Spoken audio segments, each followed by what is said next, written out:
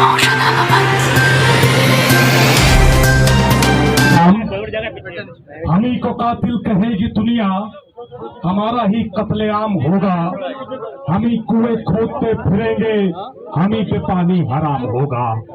ये कुरैशी समाज का जो कारोबार है, जो जानवर काट के लोगों को खिलाने का, ये पेट भरने का काम करते हैं और इस देश की और इस राज्य की सरकार इस राज्य को भूखा मारना चाहती है।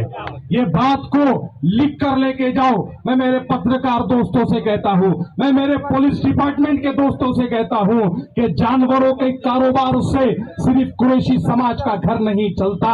जाके पूछो शेतकरियों से, साल भर जानवर पालने के बाद जब दिवाली का मौका आता है, जब जो है तो प्रोग्रामों का मौका आता है, होली आती है, दशहरा आता है, तो वो अपने घर के जानवर को बेचकर अपने बच्चों को कपड़े बनवाता है, अपने खेत में पेरने के लिए बीज लाता है। आप मुसलमानों के नाम पर कब तक इन छोटे छोटे समाजों के पेट पे लात मारोगे? तो ये नहीं समझना कि ये समाज यहाँ पर सिर्फ अपने लिए आया है। ये समाज यहाँ पर अगरचे आया है तो शेतकरियों के लिए आया है। ये समाज अगर यहाँ पे आया है तो धनगर समाज के लिए आया है। ये समाज अगर यहाँ पर आया है तो वो मंडियों में काम करने वाले छोटे छोटे कारोबारियों के लिए आया है। और क्या हुआ? अभी साहब ने बताया कि कुरैशी समाज को सिर्फ दबाने की साजिश है। आपने 10 साल पहले ये कहा कि गौ को नहीं काटना चाहिए, कानून बनाया, सुप्रीम कोर्ट में पास करवाया। हमने उस कानून का इस्तेमाल किया तो हुकूमत को लगा बाबा मुसलमान तो मान गए, अब इनको अटकाना कैसा? तो उन्होंने गौ जो तो वंश की बात कर दी। अब जब आपने गौवंश की बात की, हमने वो भी माना, आपकी आस्था है, हम आपकी आस्था का इस्तेमाल करते हैं। तो अब आपको दिक्कत भैंस काटने से भी है। आखिर मुसलमान करे तो करे क्या? हम भैंस काटने की बात कर रहे हैं, आप वहां पर भी गाड़ियां पकड़ रहे हैं। हम अध्ययन उम्र का जानवर जो मरने के करीब है, अगर उसको नहीं काटा जाए तो उसके मरने के बाद उसको दफनाने का खर्चा भी उस किसान के ऊपर आता है जिस किसान को खुद को खाने को पैसे नहीं है। तो आप किस किस के पेट पर लात मारोगे? आपको समझना होगा। और एक बात याद रखो, ये कुरैशी समाज है, ये ना डरा है ना डरेगा। ये लड़ता है और लड़ेगा, और तब तक लड़ेगा जब तक इंसाफ हमारे हाथ में नहीं आता।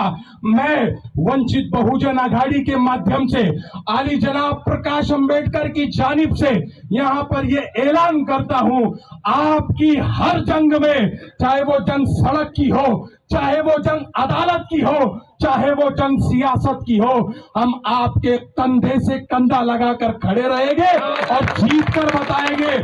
रही बात बजरंग दल की, तो बाबा दूसरा काम ढूंढ लो, अब तुमसे ये काम नहीं होने वाला। अब दूसरा काम ढूंढो, क्योंकि कुरैशी समाज अब जो है तो समझ गया है। दूसरी बात, आरएसएस का प्रोपेगेंडा है कि संविधान को खत्म करो, और मुसलमान संविधानवादी है।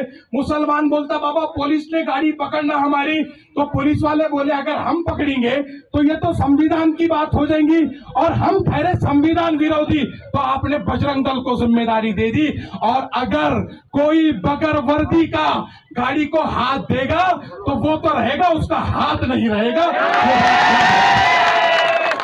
कुरैशी बिरादरी से इतना कहता हूं, ये जंग को जिस तरह से शुरू किया है, आखिरी तक लड़ने की जरूरत है।